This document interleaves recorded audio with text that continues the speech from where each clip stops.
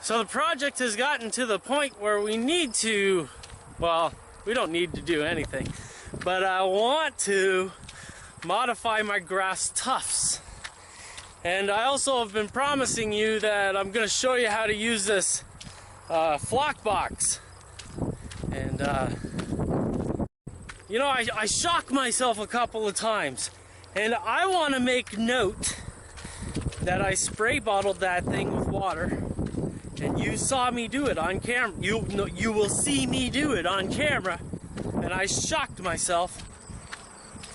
It was no big deal. So, there's that. But if you get yourself a flock box, everybody talks about if you got a pacemaker, maybe you should consider wearing, you know, gloves, like, you know, dish soap, or the dishwashing gloves. I don't know, pair of rubber gloves, something. If I had a pacemaker, I'd listen to it, but I don't. I'm just naturally dumb.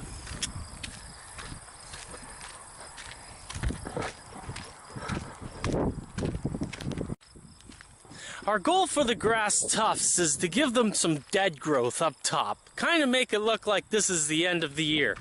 So I'm just really testing this out. And, you know, I've never done this before, but I've seen a couple of people do it. So this is a first try. It's not a how-to. This is a review. This is what we're doing. Like, let's see how it gets done. Shall we? So I grounded the sifter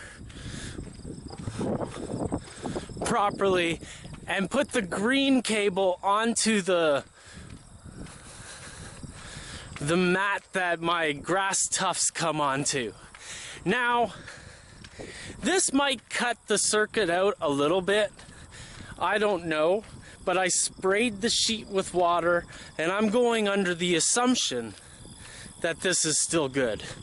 Well, after the fact, when I looked at these mats, everything's pointed up in the air the way it should be, so I have to think to myself that it worked. Of course, like I said before in my last video about the flock box, I'm using the 12-volt power adapter that I have for various other products. You know, this is something that doesn't come with the flock box, but is available. He makes the jack available for you to plug one in, and I'm using a 12-volt DC. I'm out on the track right now working from memory. I think it's a 500 milliamp model. Obviously, more milliamps will give you a more powerful circuit into this whole thing. However, it works great for me, and the shocks aren't that bad. I get shocked when I touch the sifter, and I get shocked when I touch the metal plate. The best way to stop this is to pull the plug out of the wall. I learned the hard way. Now, when adding the glue to the grass tufts, I want to test at a later date. I've got a really diluted solution of matte medium, and it's super diluted. And I'm going to test it later to see if it actually sticks enough. I suspect it might. But for the purposes of this review, I'm going to do what everybody else did in the other videos I watched. And I'm going to just kind of lightly dab the glue onto the tops of the tufts. I don't want to embed a whole bunch of glue in the tufts, and I know I did it on a couple of them here. The best way I've found to do this is to use a long bristle brush and dab it on top very lightly, and hopefully that's just all you need to get your static grass to attach to the top of the tufts. Now, while I'm setting this thing up, I want to tell you all the different ways that it can be put together, because this isn't a one-trick pony. The flock box allows you to have the sheet, our grass mat sheet, hooked up to the green cable, using the flock box itself as a ground, or no, I guess the flock box would be the positive, and we got the green cable hooked up to the oh my god, this is a big tongue twister, to the grass mat, and our static grass flies from the flock box onto your grass mat. So that's kind of like the upside down route. Another option is to do the sieve like I'm doing in our example. Another example is to use the sieve. Oh, there's so many ways to use this. So you can use a sieve the same way you would use the Notch Grassmaster per se. If you have a small sieve, you'd be able to use smaller areas. I see this flock box being perfect with a number of different attachments that you hook up to the ground and go for it. This really is an open architecture of everything that you want, because we get to the point where we're using the Notch Grassmaster, and sure, it'll do certain jobs, especially on your layout, like not on the bench. So the Grassmaster is great for getting into tight places and stuff like that, but if you're working on the bench, this is actually the best. Like, it's like a grass factory, man.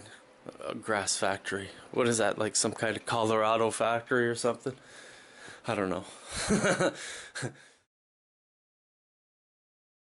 Once again, we're using a different grass mat here. I spray painted it a dark green, army green, so that it'd be easier to see. I didn't know that the first example would work so well on camera, and now that I'm making the video, I can see that I didn't need to do this part, but I'm gonna do it anyways, because maybe it's easier for some people to see. But as you can see, the static circuit that's created from the flock box in your static grass is perfect, and this stuff just flies to where the glue is. So the real trick to making great static grass is to add this glue in a strategic way with a brush. After the fact of doing this little exercise, I realized that, I should be using wet water and not my matte medium solution. Using wet water gives the entire grass mat the circuit that it wants, the static. It jacks it all up, man, so that you can just put your sieve over top and give it some dead growth on top. Be done with it, And there's nothing to say that after you've put one layer of grass on that you can't add more glue with your brush and put another layer on. The thing is that with these grasses, it really does pop up from the layout and doesn't look the most realistic when these are super tall. Even if it is a scale height, the grass can look too tall still. And I think that's because historically we've never had layouts that had grass that came up from the ground. God forbid anybody would have to cut a HO scale lawn. But now we've got to consider that kind of stuff. Damn modernists. Getting these tufts on the layout is pretty easy. The part that's hard is kind of making it so that everything doesn't look like it's man-made, randomness. We're putting grass where people don't walk, So, you know, sometimes it's, you know, underneath the dock or just to the side of the dock. We don't want grass to be right beside where people are because we don't want the grass to challenge their height. There's lots of things to consider when putting these grasses on the layout. And what I do to attach them on is to use my thinnest glue, my scenic glue.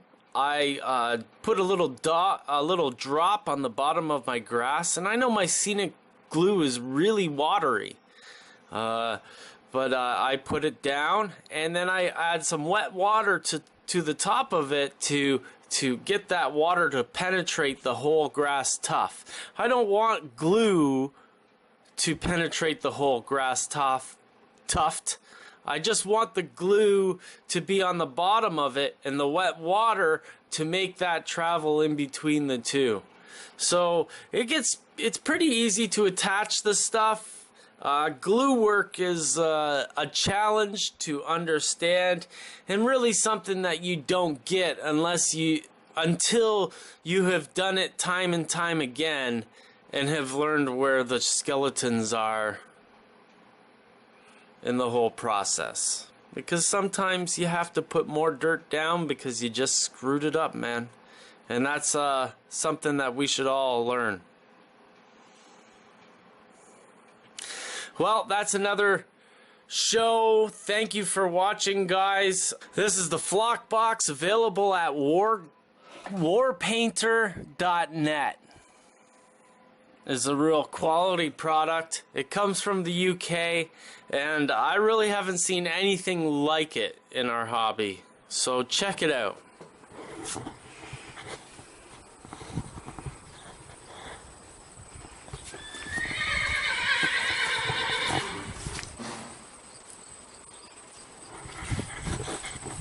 Hi, Rosie. How you doing, Rosie?